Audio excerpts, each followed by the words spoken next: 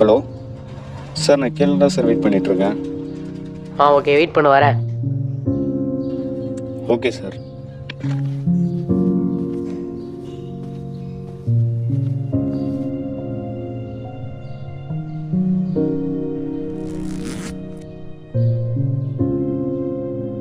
இந்தாங்க சார் உங்கள் order. Total 450 sir. இது நான் ஆர்டர் பண்ண ஃபுட்டே இல்லையே. சார் என்ன சார் சொல்கிறீங்க? நீங்கள் ஆர்டர் பண்ண ஃபுட்டு தான் சார். நான் ஆர்டர் பண்ணது எனக்கு தெரியாதா? சார் நீங்கள் வேணால் உங்கள் ஆர்டர் லிஸ்ட்டை செக் பண்ணி பாருங்கள் சார்.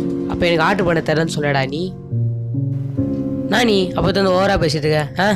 சரி போ, நான் உன்னை ரேட்டிங்லாம் பார்த்துக்கிறேன். Sir sir sir please sir, rating நல்லா எதாவது பண்ணாதீங்க சார். இல்லை நீ கிளம்பு. நான் ஆர்டர் சரியில்லைன்னு கம்ப்ளைண்ட் ஃபைல் பண்ணிக்கிறேன். இல்லை நீ கிளம்பு.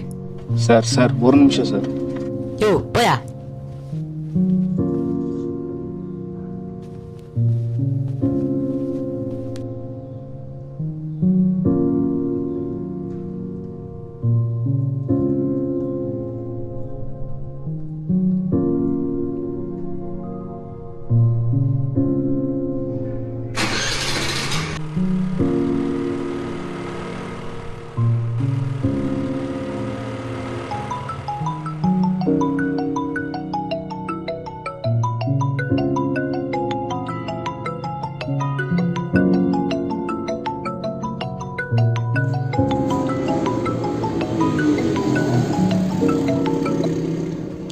ஹலோ, சொல்லு நண்பா.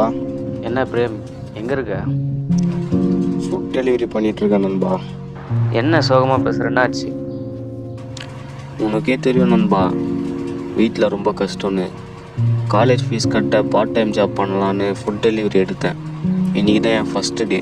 இப்போ தான் ஒரு ஆர்டர் வந்தது. ஆனால் அந்த கஸ்டமர் ஆர்டர் தப்பாக எடுத்துன்னு போய் சொல்லி கம்ப்ளைண்ட் ஃபைல் பண்ணிவிடுவேன், நீ இப்போ ரேட்டிங்கில் பார்த்துக்கிறேன்னு கேஷ் கொடுக்காம போயிட்டான் மச்சான். அதுவும் இப்போ என் கை காசு போட்டு தான் கணக்கு காட்டணும். என்னடா சொல்கிற? அவனை சும்மாவை விட்ட? என்ன நண்பா பண்ணுறது? எதிர்த்து கேட்டால் தான் ரேட்டிங்கில் கை வச்சிருவேன்னு மிரட்டுறானுங்களே. கஸ்டமர் சேஃப்டிக்கு இருக்க கம்ப்ளைண்ட் ரேட்டிங்லாம் கொஞ்சம் டெலிவரி பண்ணுறவங்களுக்கு இருந்தால் நல்லாயிருக்கும். ஆனால் இன்றைக்கி இருக்க சுச்சுவேஷனில் மாற்றுத்திறனாளிகள் கூட இந்த மாதிரி ஃபுட் டெலிவரி பண்ணுறாங்க. அவங்க வழியை கூட சில கஸ்டமர் புரிஞ்சிக்காமல் பண்ணிகிட்ருக்காங்க. இந்தமாரி ஆளுங்களெல்லாம் சாப்பாட்டுக்கு லைனில் நிற்க வைக்கணும். அப்போ தான் தெரியும் நம்மளோட கஷ்டம் என்னன்னு. சரி நண்பா, ஒரு ஆர்டர் ஒன்று வந்திருக்கு, நான் அப்புறம் கால் பண்ணுறேன். சீக்கிரம் போகலன்னா ரேட்டிங் போட மாட்டானுங்க.